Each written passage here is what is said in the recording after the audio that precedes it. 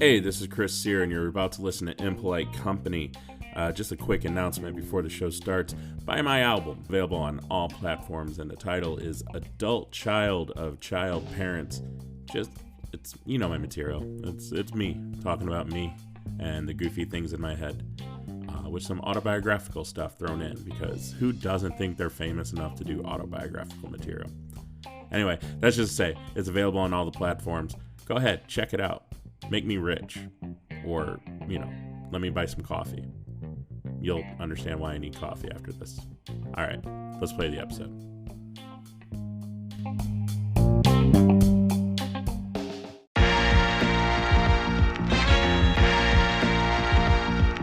The day the donuts disappeared from the quick trip, I knew we were in trouble. A fearless misfit tried to warn you. When you were trying to be cool, no lying, just defying all society's rules. God, politics, drugs, sex, and yes, y'all, TED Talks from Jesus. You worship Les Paul, or maybe it's Prince. Ever since I got a new religion, I'm not so damn consumed with consumerism. Ain't it time we examine the facts, man? I stay sharp like the claws on Hugh Jackman, they real. And I feel like a fucking hero. You can hurt Trump, but don't touch De Niro. Living on the edge, taking acid at a kid's party. Sweating bullets full of caffeine, that shit's hardly a day's work. And I'm talking my shit, cause I used to have it worse than Oliver Twist, dick pics, and John Wayne stories, man. My aura is your mom bumping Sepultura. No quarter, tweeting at the end of the world, telling street jokes. The illest motherfucker that you ever could meet, folks. How do I sleep at night? Comfortably. Hope you're in the mood for some impolite company.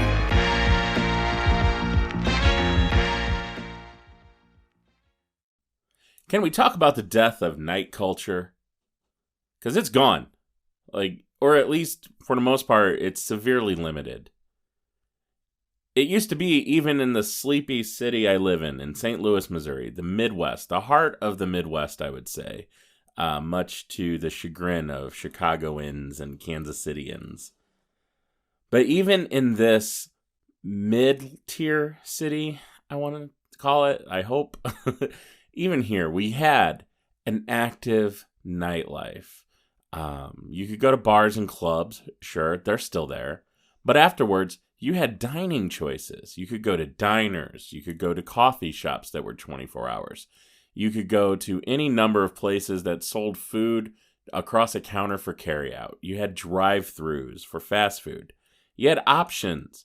You would be out at a bar, or in my case, a show, coming home at 1, 2, 3 in the morning, and you didn't just have to go home.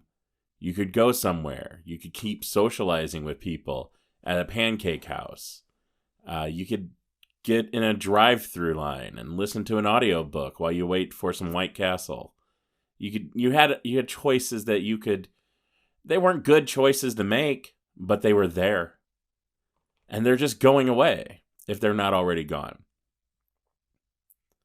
As one of the best parts of stand-up comedy, I find myself in small towns and strange cities across the United States after hours. Getting out of a show. I don't like to eat before shows. I don't like to have a full stomach while I'm on stage trying to remember what to say to people. I don't want that rumbling around in there or my stomach growling so the first row can hear it as I try to digest dairy. I don't like that, so I don't usually eat before a show. And I don't always remember to have the kitchen at the comedy club I'm at, assuming they have food to begin with, make me something to take back to the hotel with me.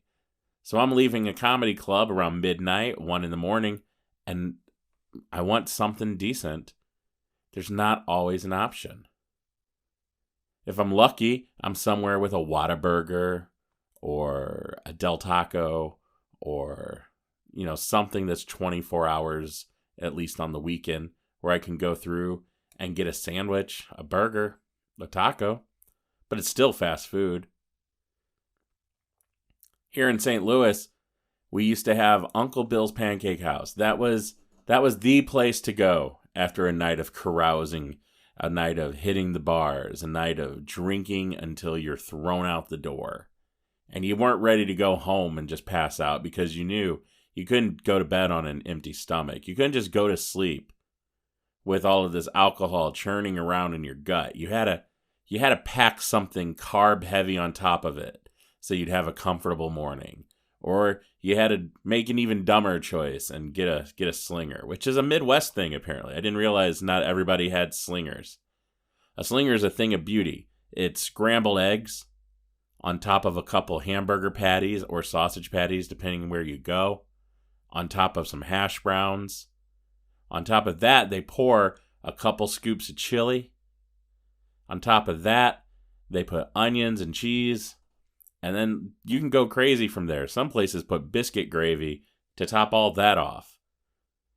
You eat that after drinking. You feel like you've made a good choice. You feel so good now with this comforting feeling in your belly. And the next morning, you just shit your pants out. Like, it's going to happen. And maybe that's why it's good, right? It pushes the toxins away from your body, as Gwyneth Paltrow would say.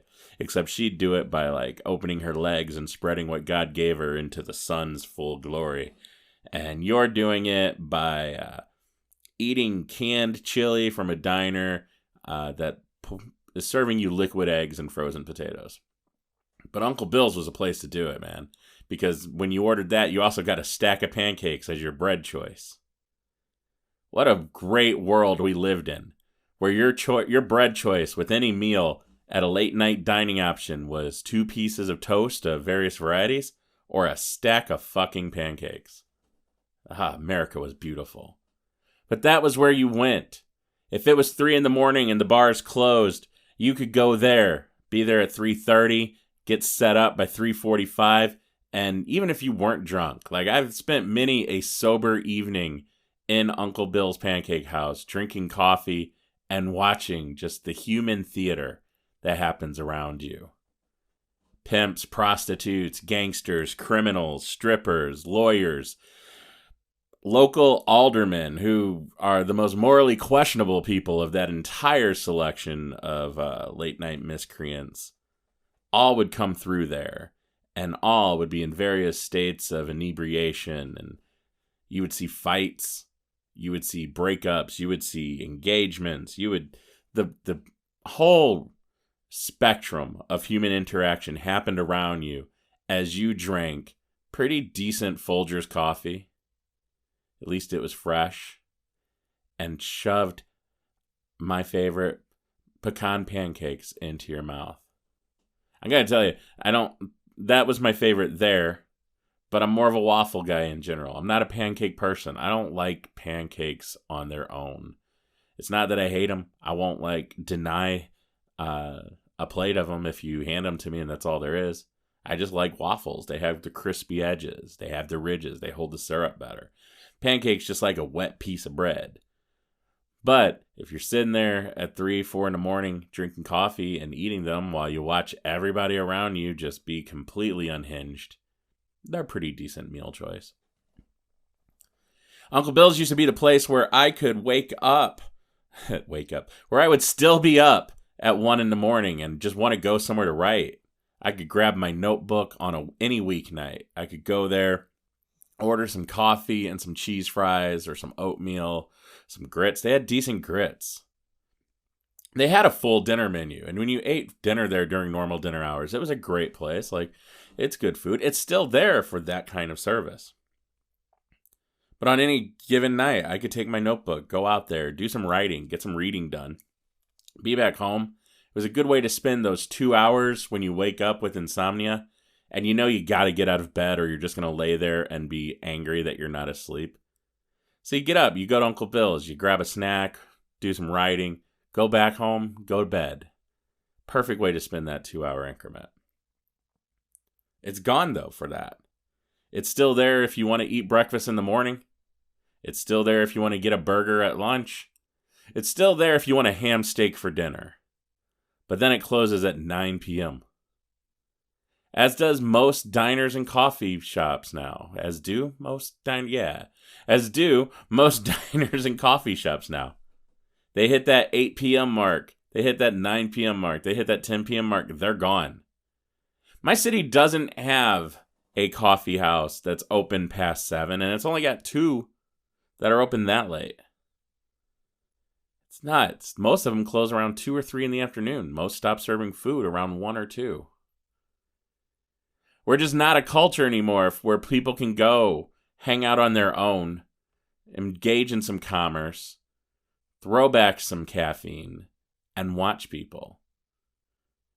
Is that the worst thing COVID took from us? No, obviously not. Million dead. Tons of people out of work. Lots of businesses failed. Lots of Republicans lived. Okay, don't send me hate mail because I said I wish Republicans died. I don't wish Republicans would die. Just you? No, shit. Why did I gotta stop doing that. I don't want anybody to die. I just want you to not vote and go away. That's different, right? Dying is the easiest. Okay, this is getting dark. If you come to my shows, I like you. And you're one of the Republicans with a sense of humor about yourself. So I know you didn't get mad about that. You're doing fine. You know what? I pick you. Republican, listening to this. You're one of the good ones. But yeah, we lost a lot of things during the height of COVID. But the death of 24-hour culture, and it didn't stop at diners and coffee shops. I'm not proud of it, but I wanted to get Taco Bell the other night after a show here in St. Louis. It was only 11 p.m. It was 11 p.m. I was driving home. I was trying to think of a place that would be open to where I could just grab a bag of food and get home. And I went to a Taco Bell. And I was surprised. I got in the drive-thru and it's oh, cool. I could drive right up to the speaker. And I did. And I drove up to the speaker and there's nobody in line. There's a couple cars in front of me waiting at the window. And I'm like, this is awesome. I'm going to get my order in less than half an hour. Because that's the other thing about the post-COVID world, man. Drive-thrus, woo, man, we have created a new level of hell there, haven't we? It used to be a toss-up if you were going to go inside or go through the drive-thru, right? When you pulled into a fast food place. It was let's just see how long the line is. Let's see what the dining room's like. Now it's just drive-thru. People, no matter what time of day it is, the drive-thru is going to be 30 cars deep. People waiting out on the street to turn into the parking lot of even the shittiest fast food restaurant, right? Like a Jack in the Box. Okay, I know, Jack, you're doing you, but let's face it, your food's not that great. It's made for people who are stoned and want $4 for 8 tacos. You do a good job of that. However, why is it when I use the bathroom the next day after eating a Jack in the Box burger, it smells like a Jack in the Box burger? That's weird to me. But you're not, you know what? You're not part of the problem here though. You're open 24 hours still every day. You can go through a Jack in the Box for the most part. Get yourself food, at least here in St. Louis. I don't know what it's like. I don't go to Jack in the Box when I'm not in St. Louis. But here I am. I go through to Taco Bell. I get to the speaker. I try to order. And the kid on the other end tells me that they're only doing DoorDash and Postmates orders. You can pick them up or get it delivered. You cannot just buy Taco Bell at the Taco Bell. Where's the scam in this? What's the payoff? It makes zero sense to me. They're open till 3 a.m., but you can't buy anything directly from them. And this seems like a small thing until you realize you're paying an upcharge when you order Taco Bell through the apps, right? Even if you go pick it up, a Crunchwrap Supreme meal here locally is $14 if you order it on Uber Eats. That's for pickup too. If you order it for delivery, you're going to pay a tip plus a delivery fee plus some kind of processing fee. It's kind of nuts. You end up paying $30 for a Crunchwrap Supreme and a Diet Pepsi. But the fix to that should be driving to Taco Bell and getting it on your own, right? If you get in your car and you leave the house and you go to the store, you're trying not to be lazy. You're going to eat some shit food. Let's not pretend Taco Bell's gourmet. I'll apologize to Jack in the Box. They have jalapeno poppers. They have Jack in the Box tacos. They have a chicken fajita pita. That's a healthy dish at a Jack in the Box. You shouldn't eat it probably because no one orders it, so who knows how old the chicken fajita pita mix is. But it's also fun to say, so maybe order a couple and throw them away just to encourage them to update the chicken fajita pita mix that they have and then buy it once the new delivery comes in. But like Taco Bell's not doing anything healthy in there. They had a lawsuit a few years back because they were calling their taco beef and it was mostly cellulose is what they figured out. So the question was, can we still call it taco beef if it's mostly cellulose? Not that cellulose is bad for you, it's just the outer lining of a plant cell. It's that protein layer in a plant cell. And it's sawdust, right? Like, that was what they were saying. They were, at the time, they were saying Taco Bell meat is mostly sawdust. It's not. It's kind of sawdust, but it's used as a binding agent to make you a little meat paste, right? Like a meat gravy, a taco gravy, if you will. So it's not like they're doing anything healthy there, but you just want to get it. It's supposed to be cheap. So you're going to not be lazy. You're going to get in your car. You're going to go get your own goddamn Taco Bell for once. You're going to save the $25 extra you spend on a delivery order. And you're going to go get your own fucking Taco Bell. So you go to Taco Bell, you get there, and they're like, thanks for coming to get your own goddamn food. By the way, you have to order via the app. And none of the prices on this board are what you're going to pay. How's that not a bait and switch? But regardless, what the kid tried to explain it to me, and like, it's not his job to know the policy. He's not the one making this happen, unless he's scamming. But it's every Taco Bell in St. Louis at that time of night. It's not just like one Taco Bell. Like, I have checked my math on this. It's every Taco Bell. And the way he was saying is that it's the only way to help them queue orders because they can't get enough employees to come in and work those shifts. So by using the app, they can queue up the orders and they can keep the lines from backing up by just having it go out when it's ready. And I guess that makes kind of sense. It supports the bullshit theory that no one wants to work in this economy, which we know isn't true. It's not that people, well, okay, hold on. It is kind of true. Like, no one wants to work. End of sentence. I don't want to work. You don't want to work. If we all had our druthers, we would do a thing that's work to someone else, but we enjoy it and it wouldn't be work, right? It's not that we all want to sit around and do nothing. No one wants to have the job. And I agree with that. But it's not that people don't want to work is why Taco Bell can't staff a fucking restaurant at 11 p.m. at night. It's because Taco Bell probably only pays like $12, $13 an hour. And that's shit work for $12, $13 an hour. Republicans are like, it's because everybody's staying home and getting government benefits. What fucking government benefits do you think people are getting now? They've all ended. They've all ended. We got a bunch of red state governors and red state national politicians who got into office and made sure that there would be no more extension of those kind of benefits to anyone, even though basic income was embraced by one of the most Republican-y Republicans who ever Republican in this country, Richard Nixon. Right? Nixon was going to give us socialized health. He didn't call it that, but he was going to give us basic income and socialized health care.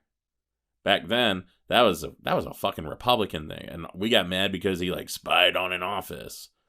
Well, and committed war crimes probably thanks to his staff. But that's not the point. Every president commits war crimes. That's half of their job. But right now, nobody's getting those benefits. There's nobody being paid to stay home. Unemployment is shit, and we got rid of all the extensions on it. You're only getting your regular unemployment, which means you've had to have a job in the last year to get those benefits. No, Taco Bell's just not paying enough.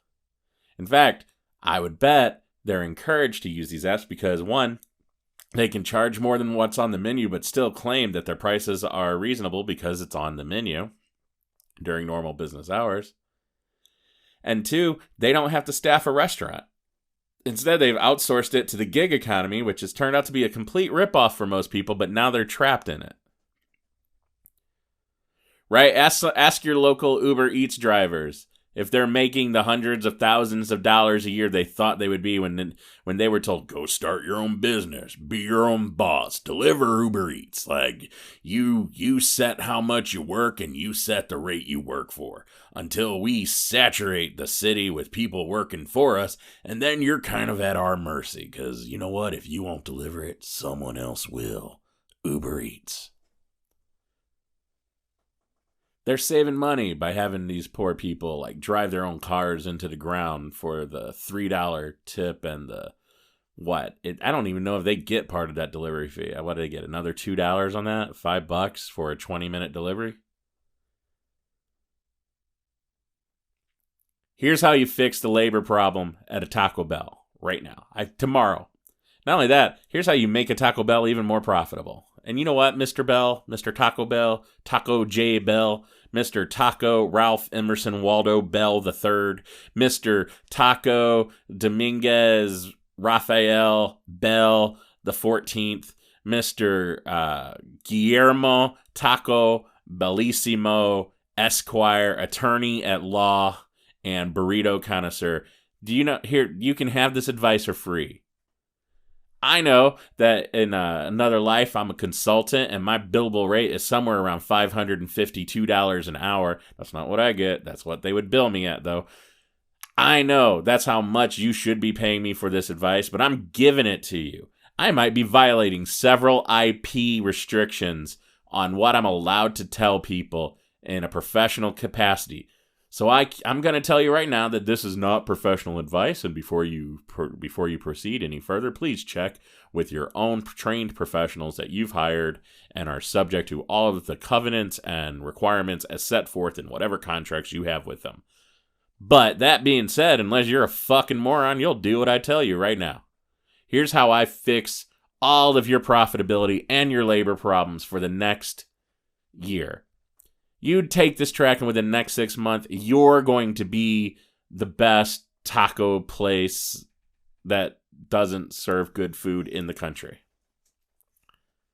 Don't use the apps. Pull them off. This goes for all the fast food restaurants. If you want to improve your business and fix your labor problem, stop letting people order through your app.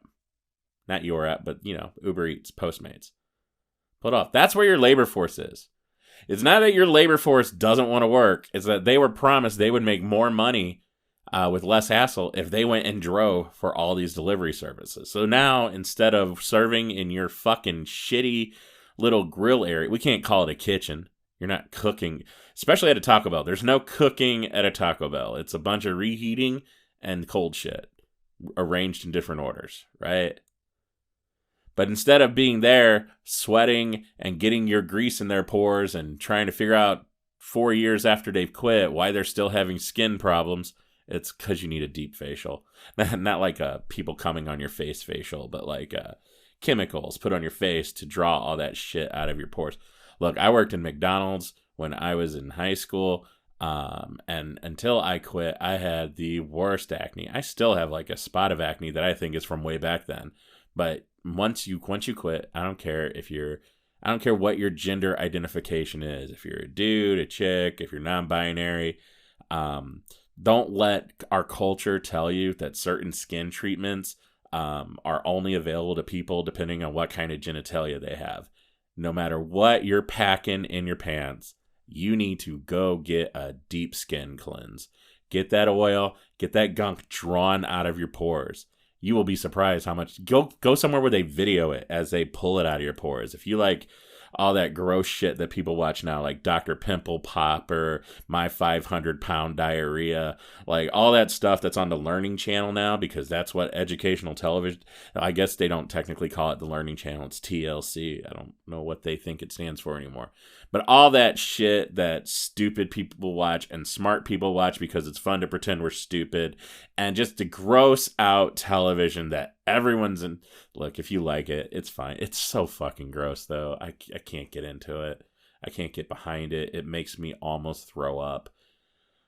I don't know. There are people who would never watch a cum shot in a porn video, but will watch a giant goiter be lanced or whatever you do to whatever you lance. I don't know if it's a goiter. I don't watch it. I hate when it ends up in my TikTok. There was a full 2 weeks where my Facebook ads had video games that were all called like Fantasy War and Space Battle 30,000 and shit like that. But the videos for the games were all just like cartoon videos of people popping videos and cleaning pores. But anyway, if you've worked in a fast food restaurant, go get a skin cleanse. It'll help you. But that's where those people are, man. They're out there delivering the food that you're not making because you can't get it. And you know what? They've been fucked over by that switch to the gig economy. In at least 70 to 80% of the cases, they're working harder than they ever did for less money, and now they're not even getting even the barest hint of the benefits that you should be forced to pay your employees. They're not even getting a hint of that because they're self-fucking-employed, which also means they're paying both the employee and employer portion of the FICA tax. Employer. The employee and the employer portion of their FICA, of their Social Security and Medicare. They're paying that, an extra 7.5% of taxes just being not even taken. Like, they got to pay it in quarterly payments if they're doing okay. They got to pay it at the end of the year if they're not. It's an extra hit. No unemployment benefits, no health benefits unless they're buying it themselves at a non-grouped rate. So they're not much happier out there. The only good part of working in the gig economy that they're experiencing is not having to deal with you, fucking Taco Bell. Mr. Jefferson Jackson Taco Bell the Fourth. You're a shitty employer. You're a terrible person to work for. You're a terrible person to be around. Mr. Davidson Harley Taco Bell the Ninth.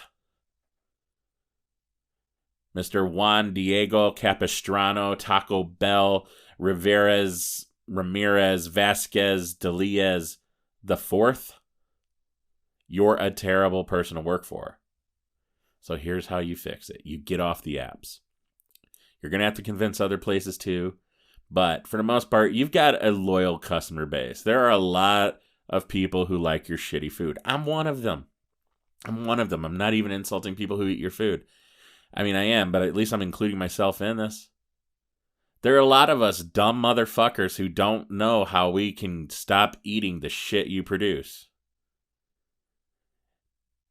We're going to come to you, regardless of if you're on the apps. We can leave the house now. Hell, we don't even have to wear a mask. There are arguments for why we should or why we shouldn't, depending on who you read. But now there's no law saying we have to. We're going to come to you. Now, here's the other thing. There's the other half, though. You don't just get off the apps and guarantee customers, because that doesn't fix your staffing problem, right? That just fixes our access problem. Raise your rate. Raise your pay rate. Get off the apps. Raise your pay to, I don't know, something reasonable, man. $18 an hour. That's only $36,000 a year for a full-time employee. That's poverty level wages, man. I know there's someone in the Midwest, when I say $36,000 a year is not a lot of money, there's some sucker here in the Midwest with me who's listening to that going, oh my God, I could live so well on $36,000. That's only because someone's fucking you over and keeping you down around like $15,000 if you're lucky. $36,000 seems like it will fix all your problems if your employer's already fucking just hammering you down, boot on your throat, telling you should be happy with the $7.50 an hour they're giving you at minimum wage, which is what I'm assuming minimum wage is. I don't know. Maybe it's 10. That's only $20,000. But $36,000 a year, even in the Midwest, is barely scraping by, man. And if you got kids, it's going to be worse than that. That's $3,000 a month.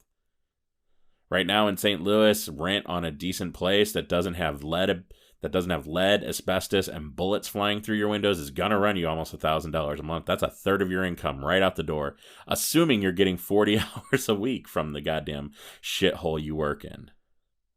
So don't think $36,000 is gonna fix your problems. But it's better than nothing, right? I'm assuming that most of the Taco Bell labor force is still going to be young.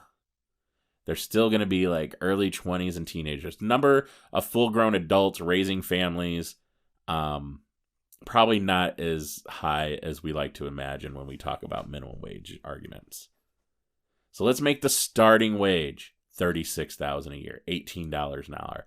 Let's bump that up to 20. Make it an even 40,000. Well, it's not an even 40,000. There's 2,080 work hours in a year if you work a 40-hour week. So multiply that by 20, and that's $40,160.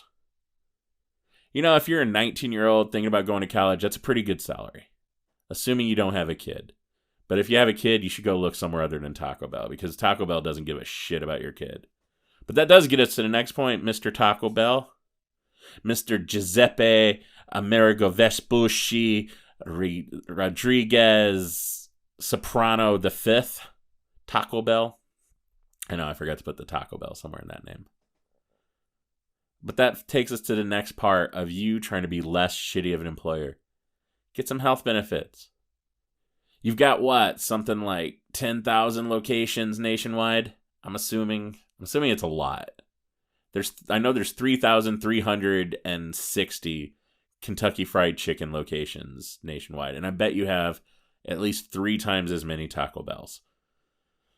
Why do I know how many Kentucky Fried Chicken locations there are and not Taco Bells when I was going to talk about... I Googled the wrong thing, and I'm just leaving it at that. But let's say you got about 10,000 locations, and each one of those locations you have 20 employees. That's 200,000 employees, right? 22, there were two employees per location. Yeah.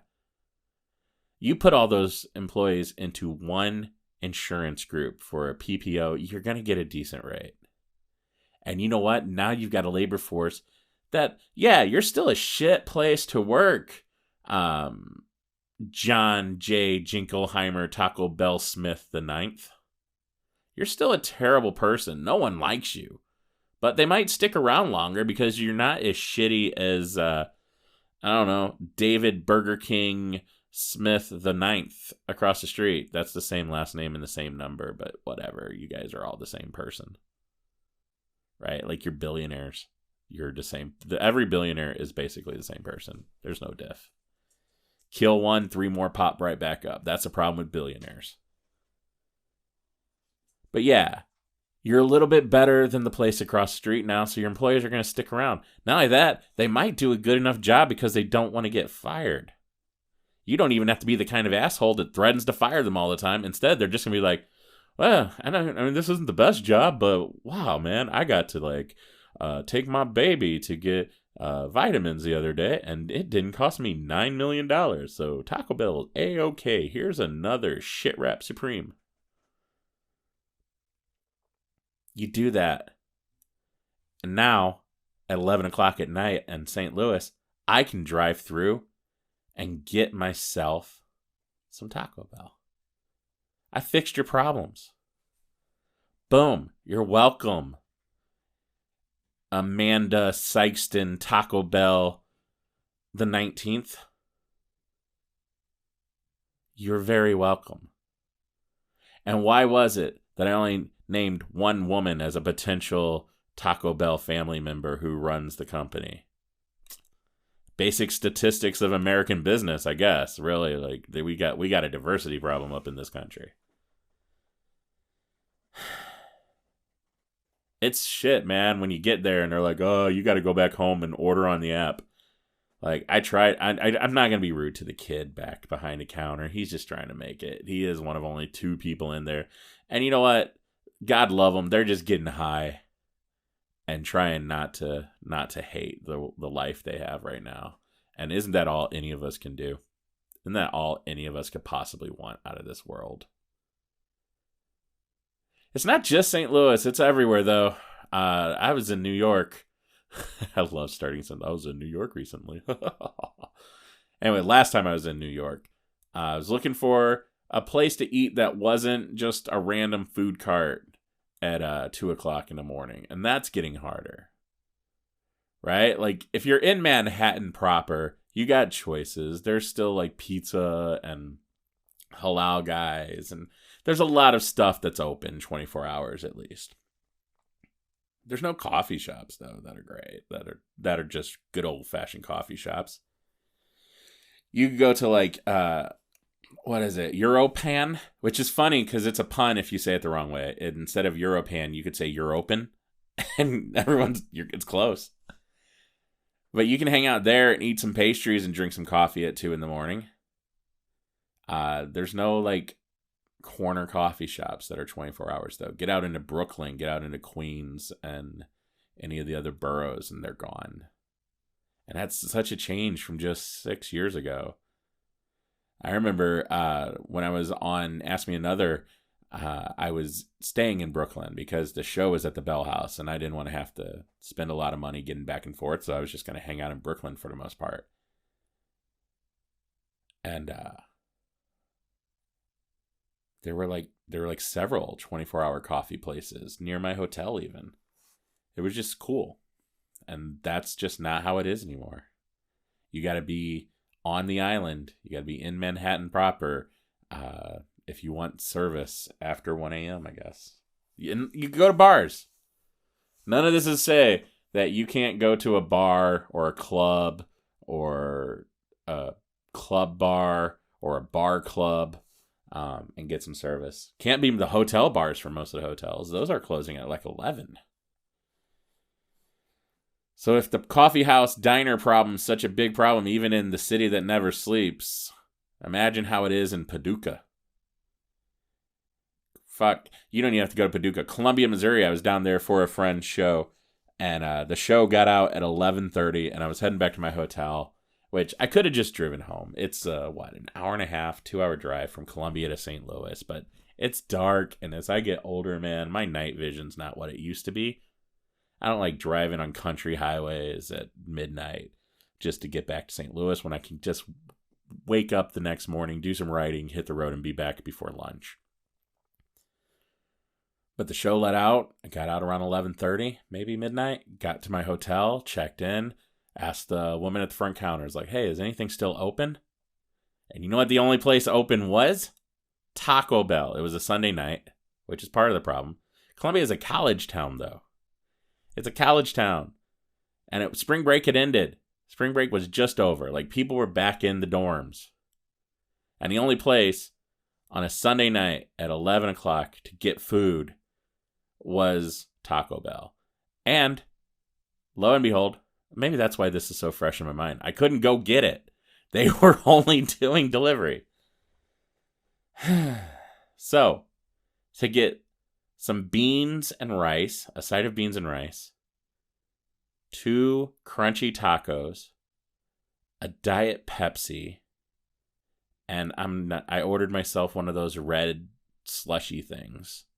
I think I paid something like $30 to have it delivered to my hotel at midnight. That's fucking nuts, man.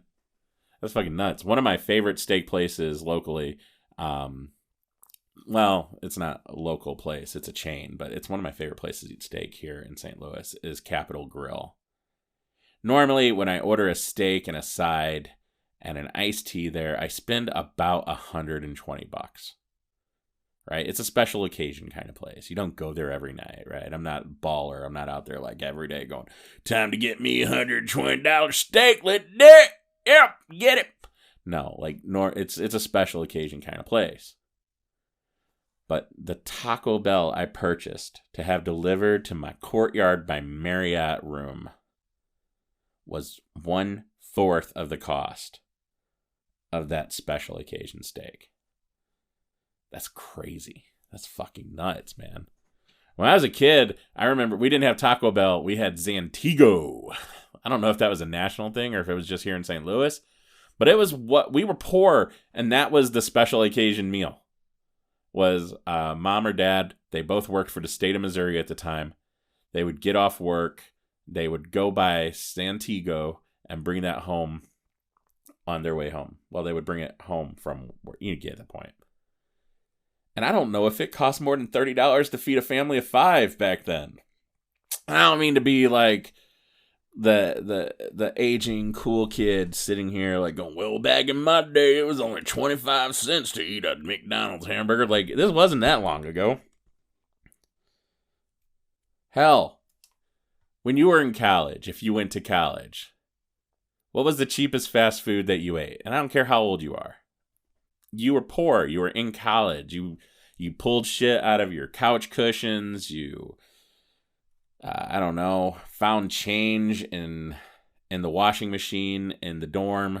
Whatever. You were poor. Where did you order fast food from? Go put together a meal there now and see what the change is. And I get it. Inflation's a bitch, right? Trump kind of fucked us, drove up the inflation. indicators for his time, got out of office just before the effects all hit, and then Biden gets to ride the wave of blame that comes from that inflation. And then, to be fair, Biden didn't make it much better. Like, we're all dealing with the ramifications of this post-COVID world. Also, a lot of the inflation or a lot of the price changes getting blamed on inflation is bullshit. It's not inflation. Listen to a corporate board call, a shareholder call. Listen to one of those for any retail establishment, right? Give it a listen, and you'll hear some activist investor, someone who doesn't care about the company that they're invested in. They want to turn a profit on the stock that they're holding for that company. Someone who wants those KPIs, those key performance indicators, to rise, to raise the cost of that stock so they can flip it. You'll hear them mention a couple different things that are driving up the price of everything you pay, and nothing has to do with inflation. One, they know consumers are used to paying more for things. So if you're a retail establishment and you're trying to keep your prices reasonable, your investors are asking you to do the exact opposite of that. Let's say you're selling eggs for $1 a dozen. Your investors know, well, consumers elsewhere are paying $4 a dozen for eggs, so we should raise to $4 a dozen. Fuck the people who are coming to us for those $1 a dozen eggs because that's all they can afford. They're going to find a way to buy more eggs. We started pricing food, just basic necessities, like they priced cigarettes. Get you hooked, and then know that we can raise the price to whatever. You're going to pay it. Investors are doing that. Investors are also demanding that labor forces be cut. So I do get it, Raquel, Washington, Davidson, Taco Bell, the 7th. I do get the struggle you might be having with your investors in this whole labor force issue. Because your activist investors are threatening to do hostile takeovers of various companies because you're hiring too many people, you're paying too well of a salary. You're expanding the company in such a way that would guarantee it would exist for another 20 years instead of worrying about the short-term the short-term effect on the stock price that lets me turn that stock over 4 or 5 times, which lets me sell it.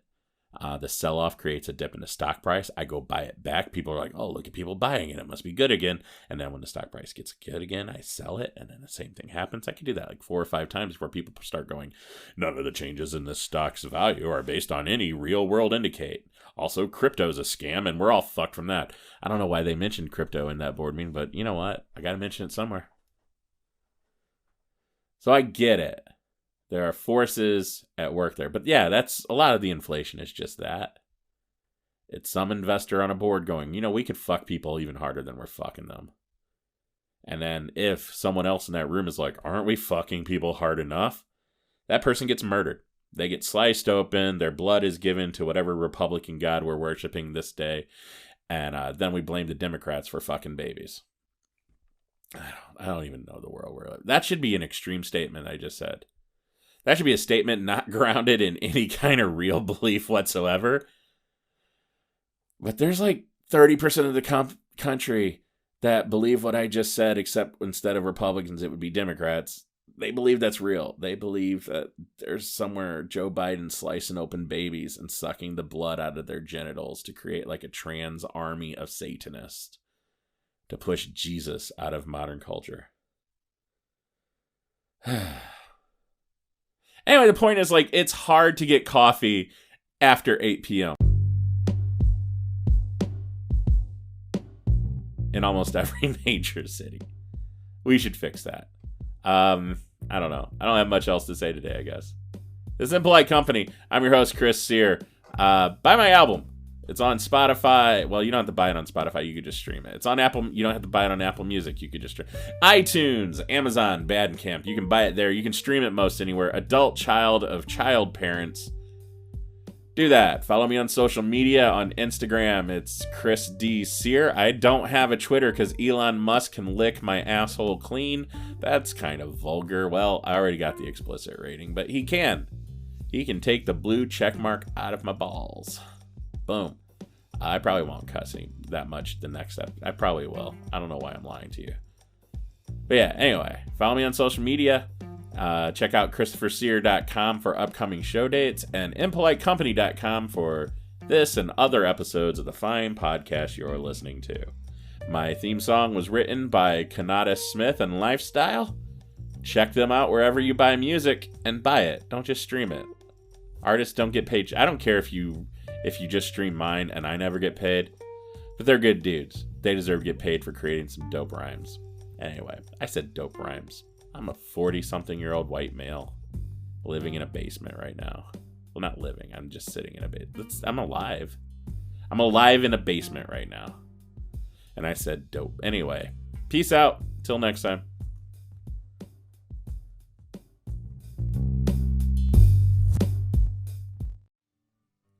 Fly the ocean, the silver plain. See the forest when it's wet with rain. Just remember till you're home again. You belong to me.